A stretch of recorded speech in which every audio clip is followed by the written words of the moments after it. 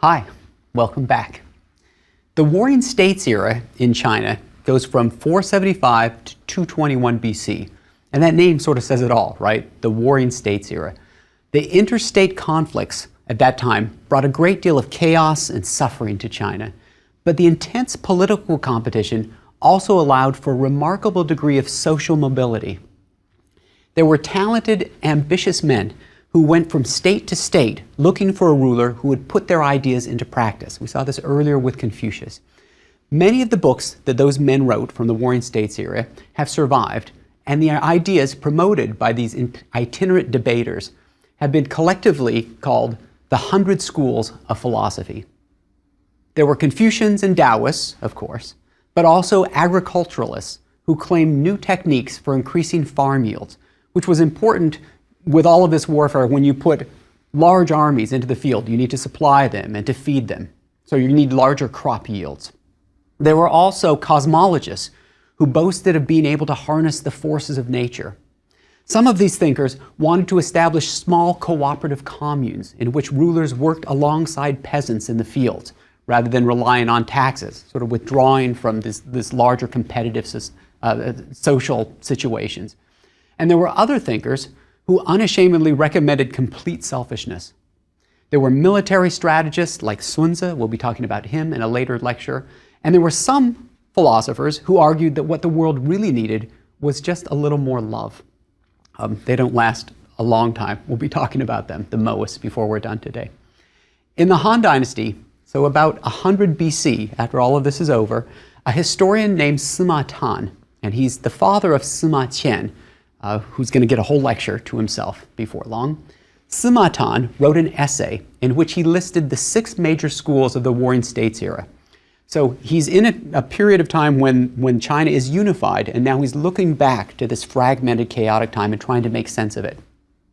And his introduction to this list is, he says, the great commentary to the classic of changes, the I Ching, says, all under heaven share the same goal.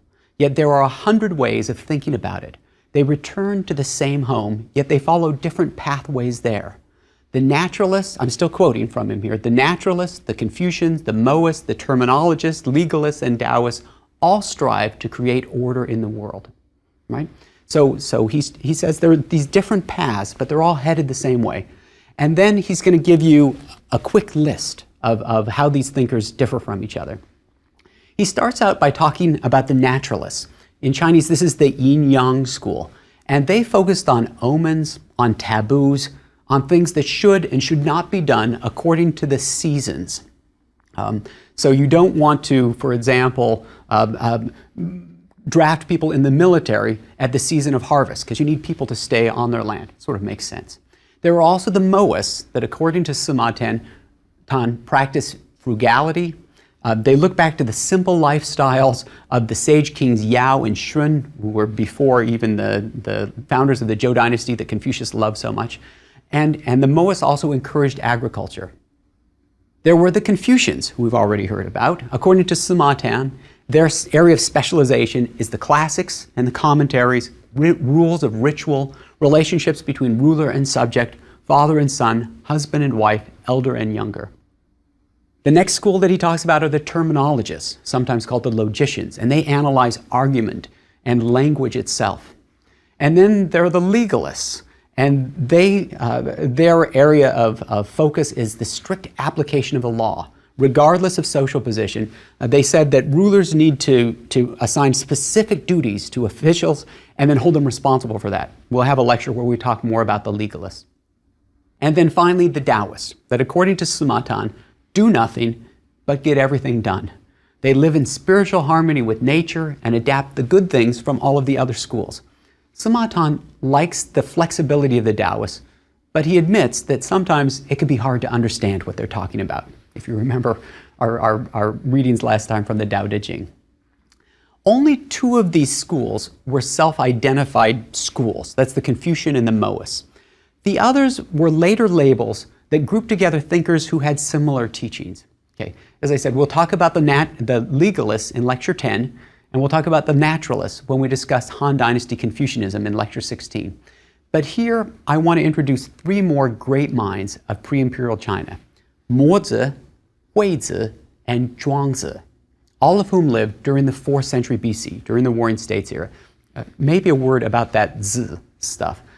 That syllable at the end of a name means master. So Master Mo, Master Hui, and Master Zhuang, that's why they all have that similar last syllable. Mozi is the first great thinker we'll talk about. And he was the first great rival to the Ru school of Confucius. Remember, the Ru school is the school of classicists. That's what the Chinese called what Confucius was a part of. Unlike many of the other intellectuals of the time, Mozi founded an organized, distinct school of thought and actively recruited students. He lived in the generation after Confucius, probably from about 480 to 390 BC. That makes him a contemporary of Socrates. Mozi is a man and a text, sort of like the Lao Tzu, right? So his name is Mozi, and then we've got this book that's also called the Mozi. His name is a little mysterious. It means tattoo, and some people have wondered if he wasn't a convict, because that was one of the legal penalties at the time, is tattooing somebody's face. Or it also refers to an ink line, and people have wondered if he was an artisan or a craftsman, because he put so many illustrations from people who work with their hands into his text. The Mozi, the book, presents formal, extended arguments. They're somewhat repetitive, but it's obvious that persuasion has developed since the time of Confucius. I mean, Confucius offered insights rather than arguments. Mozi's main idea was impartial caring, which is sometimes translated as universal love. Rather than grounding his ethics on the idea of family, as Confucius did, Mozi argued that everyone should care for everyone else's parents just as much as their own. Okay, here's how his argument goes. I'll just paraphrase it for you. Mozi says the problem is that large states attack small states, great families overthrow the lesser families, and the strong oppress the weak, and all because of partiality, which means they're partial to themselves, right? Their own interest. But he says it's not fair to criticize something without suggesting a better alternative. And his alternative is impartial caring. You should love everyone equally. Now you might say, that's stupid. How can you care for another person's father the way you would care for your own dad? Or could you love other countries as much as you love your own country? But imagine, and this is Mozi's thought experiment here. He says, imagine that someone is about to travel abroad or is about to go into battle. Would he entrust his parents, his wife, and his children that he's leaving behind to someone who cares for his own family first, or to someone who cares for everyone equally? In such cases, Mozi says, there are no fools in the world. I mean, you may say that family-based morality is the best, but when it comes time to actually act on principles, you would side with someone who is committed to universal love. A few more ideas from Mozi. His primary criteria of moral judgment was utility. If something helped to meet people's material needs, so we're talking about food, clothing, shelter, basic needs, then it was good. Otherwise, it was wasteful. He put the beloved Confucian traditions of music and rituals, including expensive funerals that show how much filial piety you have. He put those Confucian traditions into that latter category, right? Those are wasteful. And he condemned war as the greatest waste of all. What he recommended was frugality for individuals, but also for governments. Mozi taught that social standing should be based on merit. Okay, the Confucians talk about merit, but they basically accept aristocracy and hereditary offices, and they want to be advisors to those. So the advisors are chosen by merit, but the actual rulers are going to be born into those positions. Mozi rejects that. He thinks that every position should be filled by merit. He also says that rulers should set the standards for their people just as heaven sets the standards for rulers. Okay, and then how are these standards determined? Mozi says there are three objective universal criteria. Precedent, right? What's worked in the past. Veracity, like let's listen to the common people and learn from their experience. And utility, right? Is it practical? Does it add to people's material well-being? Does it provide food and clothing and shelter? Those are the principles precedent, veracity, and utility that we can use to figure out right and wrong. Rather than run, remember that's the Confucian principle of human-heartedness or benevolence, Mozi is going to stress E, righteousness. And he believed that righteousness was connected with the will of heaven. So for Confucius, heaven is kind of an impersonal moral force that oversees the world. But for Mozi, heaven is is like a personal God. In fact, Mozi promoted a religious vision of society in which the fear of ghosts and spirits and punishment from heaven would keep the people in line. Okay, so he's a much more religious thinker than Confucius. Mozi's followers seem to have been artisans and merchants, maybe small property holders, rather than aristocrats. And they formed a disciplined cadre of activists who shared his message with missionary zeal. So they're always eager to debate people from other persuasions. And they often rushed to the aid of small states that were under attack, which would be a problem because they're often on the losing side of sieges and such. Mozi himself set an example. It said that he would walk for 10 days and 10 nights without stopping to try to talk rulers out of declaring war. He also tore pieces off of his clothes to wrap up with his feet when his shoes wore out so he could keep going. And all of that is in contrast with Yang Zhu, who's the philosopher associated with pure selfishness. It said that Yang Zhu wouldn't sacrifice one hair from his body, even if it benefited the whole world. So you've got these extremes of Yang Zhu being very selfish and Mozi being willing to sacrifice everything for the good of people in general. Mozi's school declined through the late Warring States period, though later Mozists made advances in the fields of logic and mathematics, optics, and mechanics. He was ignored for a long time, and then in the 19th, 20th century, his ideas were kind of rediscovered, partly by Christian missionaries who were very interested in this idea that there was an early Chinese philosopher whose principles were based on universal love. That sounded a little like their religion. And then in the 20th century, there have been some who've looked to his followers for ideas about the origins of science and logic in China. Okay, I'm going to move to our second great thinker of this lecture, and his name is Weizi, Master Wei. He lived from 380 to 305 BC, and we'll categorize him as a terminologist, right, a logician. He composes a series of paradoxes that point to the relativity of time and space. Unfortunately, we don't have a whole book from him, we just have a list. And it includes things like this, though, and then we'd have to try to figure out what he was talking about. He says, mountains and marshes are the same height. How can that be? Though it is true that from space, from enough distance, if the Earth was the size of a billiard ball, it would be about that smooth. I mean, the difference between the highest mountains and sea level are not that great compared to the circumference of the Earth as a whole. Weizi says, when something is born, it's also dying. Right? Those processes go together. He says the center of the world is north of Yan, the state of Yan, and south of Yue. It would be like saying the center of the world is north of Maine and south of Florida. Okay, how does that work? And I think his idea is if the world is infinite, then the center could be anywhere or everywhere. One more. He says an egg has feathers. Okay, somehow because chickens come from that, there must be some proto-feather or something or other in an egg, which kind of makes sense. Weizi's paradoxes are often compared to those of the Greek philosopher Zeno, who lived a century earlier. Especially his observation, this is Weizi, that if you take a foot-long stick and then you cut it in half every day, next day you cut that half in half, and then what remains in half, at the end of 10,000 generations, you'll still have something left.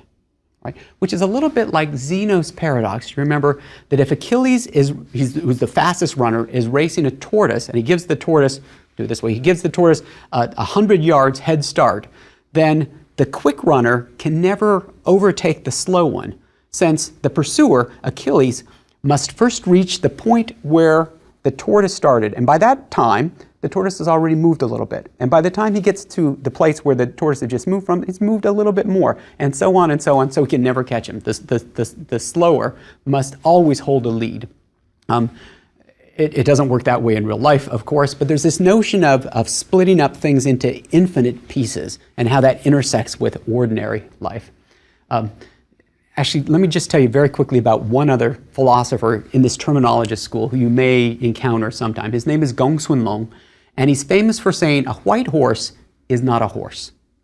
By which he seems to mean if you ask for a white horse, then you have to have a white horse. But if you ask for a horse, somebody may bring you a brown horse or a gray horse, and that still will fit the category. So the category of white horse is actually a subset. It's smaller than the category of horse. So a white horse is not a horse. Okay, people argue about that for a long time. Lots of fun. But we'll move on to our next and last great thinker in this 100 schools period. And his name is Zhuangzi. Zhuangzi, and this is a name you might have seen before. It's spelled in more recent books as Zhuang, and then that Zi at the end. In earlier transcriptions, it'll be spelled Chuang, but it's always Zhuangzi rather than a CH sound. Okay. Zhuangzi was born about 369 BC and dies maybe 286. He is the second great Taoist thinker after Lao Tzu. I'm not sure that he would have considered himself a follower of Lao Tzu, but there are certain commonalities in their approach to life. Once again, there's a man named Zhuangzi and a text that's also named Zhuangzi. The text as we have it today has 33 chapters, but the first 7 chapters seem to be the work of one person. It's called the inner chapters of Zhuangzi, and the other ones may have been added in later on in the text's history. Unlike Lao Tzu, Zhuangzi seems to be a real person. I mean, in these stories, in his writings, he talks about conversations that he's had with friends, including his friend Huizi, who was the guy, the logician I just talked about. He talks about his reaction to the death of his wife. I mean, he seems like a person. His ideas are similar to those found in the Tao Te Ching, but Zhuangzi takes them to a more extreme position. He's also one of the most elegant, witty writers in all of Chinese philosophy, and I think perhaps in philosophy, period. Lao Tzu argued that ordinary distinctions were meaningless, but he generally had a preference for the less valued. Remember, he pointed out the advantages of weakness and of femaleness and passivity. Zhuangzi, by contrast, really has no preference, even in such matters as life and death, or power and powerlessness, or dreams and reality. The most famous story about Zhuangzi is he was one day taking a nap on the bank of a river. Taking a nap is a good Taoist activity, and he dreamed, while he was napping, that he was a butterfly, sort of flitting about from here and there, and then he woke up. And then he says, I'm not sure now whether I am Zhuangzi, who just had a dream that I was a butterfly, or am I a butterfly who's now dreaming that I'm Zhuangzi? Who knows? Dreams and reality. And where Lao Tzu offered advice to rulers, Zhuangzi is resolutely non-political. There's another story. Zhuangzi was out fishing one day, another good Taoist activity, and some ambassadors, representatives from the state of Chu, which is a huge state to the south, come to him and they offer him the prime ministership, the position there. And Zhuangzi says to them, I've heard that in Chu you have a sacred tortoise that's been dead for 3,000 years that you keep in a box in the ancestral temple, and every so often you bring it out and show it great reverence and such. He says to the representatives, the diplomats, do you think that tortoise would rather be dead and honored, or would it rather be alive and dragging its tail in the mud? They said, well, maybe the latter. He said, I would rather be alive and dragging my tail in the mud, so I'm not interested at all in your position. Just go back and tell the king no. Zhuangzi argues for a radical skepticism that refuses to choose between contradictory positions. He suggests that all of our judgments are based on limited, partial perspectives. It's a little bit like, remember, Jain epistemology. And Zhuangzi was very wary of language, which can't really do justice to fluid, complex realities, though he has to use words in order to deconstruct language. It's an interesting sort of paradox. The book begins, the Zhuangzi begins, with the description of a fantastically large bird, miles long, whose wings cover the sky as he flies south, even though he's miles above the ground. And as he passes way overhead, a cicada and a dove make fun of him. We can hardly get to the next tree, they say. How could anything fly thousands of miles? But, Zhuangzi points out, they have no idea what they're talking about. Or take death as an example. Zhuangzi asks, how do we know that our love of life isn't a mistake? Perhaps it's like the daughter of the border guard who was sent to be a wife of the duke. She cried and cried when she arrived at the palace, but after she'd eaten the fine food and enjoyed the lifestyle at the court, she regretted that she had ever wept. How do we know that the dead won't someday repent of clinging to life so tightly? Who knows? Or to give you a better sense of how he writes, I'm going to give you a direct quotation. I'll read this to you. It's kind of long, but stay with me here. When he talks about the Creator, he actually is not talking about a monotheistic God. He's talking about nature. So, he'll tell a story. Master Yu fell ill, and Master Si went to see him. Great is the Creator, said the sick man. See how he's made me crumpled up like this? His back was hunched, and his backbone was protruding. His internal organs were on the top of his body. His cheeks were level with his navel, right? So he's just bent over like a hunchback here. His shoulders were higher than his head. The hair on top of his head pointed up toward the sky. The yin and the yang in him were out of order, but his mind was at ease, as though nothing had happened. He limped and walked quickly to the well and looked at his reflection and said, Alas, the Creator has made me crumpled up like this. Do you dislike it? Asked Master Si. Why no? What would I dislike? If the process continues, perhaps in time he'll transform my left arm into a rooster. In that case, I'll keep watch on the night. Or perhaps in time he'll transform my right arm into a crossbow pellet, and I'll shoot down an owl for roasting. Or perhaps in time he'll transform my buttocks into cartwheels. Then with my spirit for a horse, I'll climb up and go for a ride. What need would I ever have for a carriage again? He continues, what a great attitude about physical discomfort he's got here. He continues, I obtained life because the time was right. I'll lose life because it's time. Those who go quietly with the flow of nature are not worried by either joy or sorrow. People like these were considered in the past to have achieved freedom from bondage. Those who cannot free themselves are constrained by things. However, nothing can overcome heaven. It's always been so. Why should I dislike this? Charming story. It actually reminds me of another story from American history about Roger Williams. Do you remember the great defender of religious freedom and the founder of Rhode Island? He died in 1683. He was buried actually on his family ground next to his house, and then after a while that sort of fell into decay. And 200 years later, in 1860, some of the people from the Rhode Island Historical Society said, we should dig up Roger Williams and we should make an appropriate memorial to such a great man. So they started digging around. They found the spot where he'd been buried, but what had happened was an apple tree nearby had sent a root down and into the casket and actually had grown right through Roger Williams. So this root has sort of a straight part that grew down his spine, and then it splits in half at his pelvis, and then one goes down one leg and one the other. And so you have this sort of man-shaped root that Roger Williams has apparently now turned into. In addition, people for hundreds of years have been walking by and grabbing some fruit off the tree and eating it. And then the question is, who ate Roger Williams? Who knows what you'll be turned into someday as this body changes and then it's transformed into something else.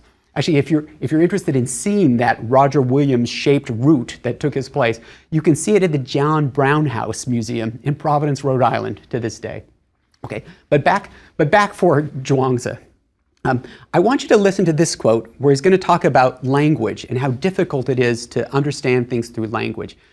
Don't try to follow the logic. He's very quick here, but just get a sense for how he works. He says, suppose here's a statement. Okay, we don't know whether it belongs to one category or whether it belongs to another category. Remember, he doesn't like to make categories.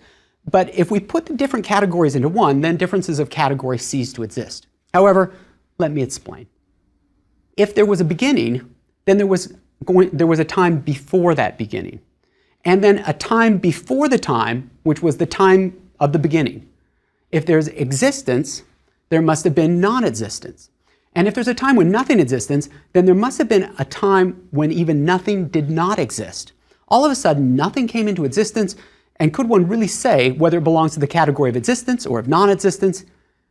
Even the very words that I've just now uttered, I can't really say whether I've said something or I've said nothing at all.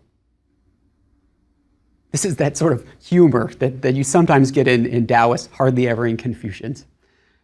Zhuangzi was fond of intuitive knowledge, of spontaneous action, of logical puzzles, of humor. He sometimes told knack stories, okay, people who had a certain knack for something. And one of the most famous of these is about Cook Ding, whose carving of an ox was like a dance.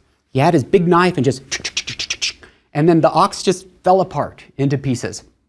It was so smooth and effortless that it just seemed almost magical. It was spontaneous, but it wasn't random. It was the result of years of practice.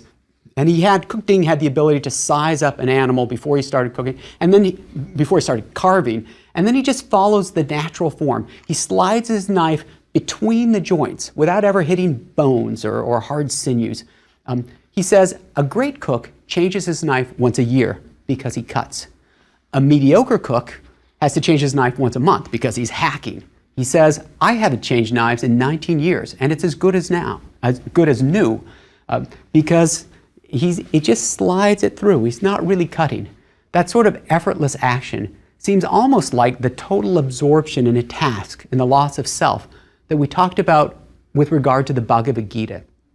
Success comes from letting go rather than from grasping. And we'll see this sort of action or this mode of living again when we talk about Zen Buddhism. As you can see, Zhuangzi doesn't present reasoned, logical arguments like Mozi does. Instead, he illustrates his ideas in wonderful essays that feature fantastical language and made-up dialogues between historical figures or sometimes between imaginary creatures. He tells personal anecdotes and clever stories, some of which involve his good friend Huizi, the logician. Let me give you an example. It says in the book of the Zhuangzi, Zhuangzi and Huizi were walking on a bridge over the river Hao. And Zhuangzi said, look at those fish darting about down there. Such is the happiness of fishes. Huizi says, you're not a fish, so how do you know what makes fish happy? Zhuangzi says, you're not me, so how do you know that I don't know the happiness of fish? Huizi, who's always up to these sorts of debates, says, I'm not you, and so I don't know what you know. Then it follows that you, not being a fish, don't know the happiness of fish. And Zhuangzi says, let's go back to your original question. You ask how I knew the happiness of fish. Your very question shows that you knew that I knew. I knew it on this bridge over the river Hao. For 2,000 years, the Chinese have looked back to the Warring States period as a golden age in philosophy. Even in the 20th century, when Mao Zedong in 1956 proclaimed a new era of intellectual freedom, he referred to this ancient movement. He said, let 100 flowers bloom and 100 schools contend, right? Those are the 100 schools of philosophy. This is the 100 flowers movement back then. As we'll see in lecture 34, it didn't go so well for those who stepped up to Mao's challenge. In the next lecture, we'll discuss two more Confucian philosophers, Mencius and Xunzi. But I want to give the last word to Zhuangzi, who tried to get at a truth beyond language. And again, you can see how clever and engaging he is. Watch how he undercuts his own remarkable facility with words. Pull this up. He says, the fish trap exists because of the fish. Once you've gotten the fish, you can forget the trap. The rabbit snare exists because of the rabbit. Once you've gotten the rabbit, you can forget the snare. Words exist because of the meaning. Once you've gotten the meaning, you can forget the words. Where can I find a man who has forgotten the words so I can have a word with him? Okay, this notion that the utility of words comes to an end once you've gotten what's behind it, that's something you'll see later on in Buddhism and elsewhere, but it's that last line that's the real kicker, sort of this signature Zhuangzi twist on the end. Where can I find a man who has forgotten the words so that I can have a word with him? And after that, there's not much to say. Thanks.